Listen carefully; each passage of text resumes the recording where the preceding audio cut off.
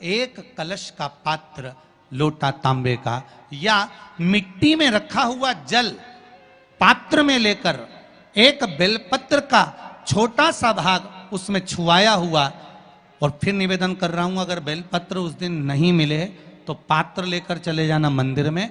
मंदिर में शंकर जी पे तो बेलपत्र चढ़ी होगी ना, अरे बोलो तो जरा, चढ़ी होगी ना। उसी बेलपत्र को धोकर फिर जल के पात्र में उसको छुआकर फिर शंकर भगवान को भाव से, दिल से जो चाहते हो, धन वैभव संपदा सत्ता या रोग से मुक्ति, चाहे उदर से जुड़ी हो। हाँ, एक चीज का ध्यान करना, अगर संपदा के लिए, विवाह के लिए या विद्या के लिए या अन्य चीजों के लिए आप शिव जी को जल चढ़ा रहे हो तो उसके जल को उठाकर नहीं लाना है। और अगर रोग के लिए जल चढ़ा रहे हो कि मुझे ये तकलीफ है, घर में ये बीमारी चल रही है या रोग चल रहा है या किडनी का या लीवर का या कैंसर का या ब्लड प्रेशर का, तो जो जल तुमने समर्पित करा उसको लेकर आकर आचमन भी करना।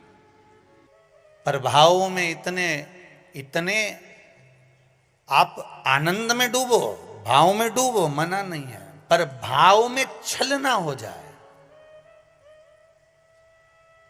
भाव में पाप कृत्य ना हो जाए, और भाव में आप पाप कृत्य में ना डूब जाएं, इसका स्मरण रहे।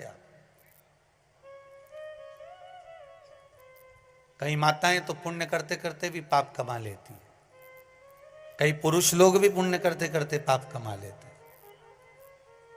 तुलसी जी को दिया लगाने गई, तुलसी जी को दिया घुमा के तुलसी जी के कुंडे में धरी आई। अब ये पुण्य मिला कि पाप मिला?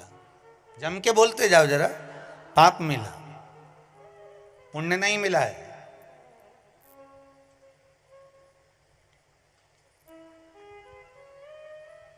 इसको पुण्य कमाना नहीं कहा।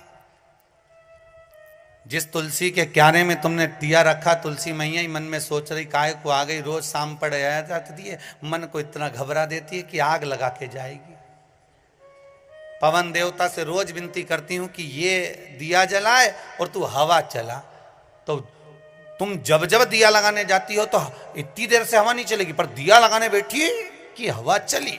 वह हवा क्यों चले कि मैया तुलसी भी भगवान से के थोड़ी चला दो, नी जले इसकी माचिस, ये आग लगा के मारेगी।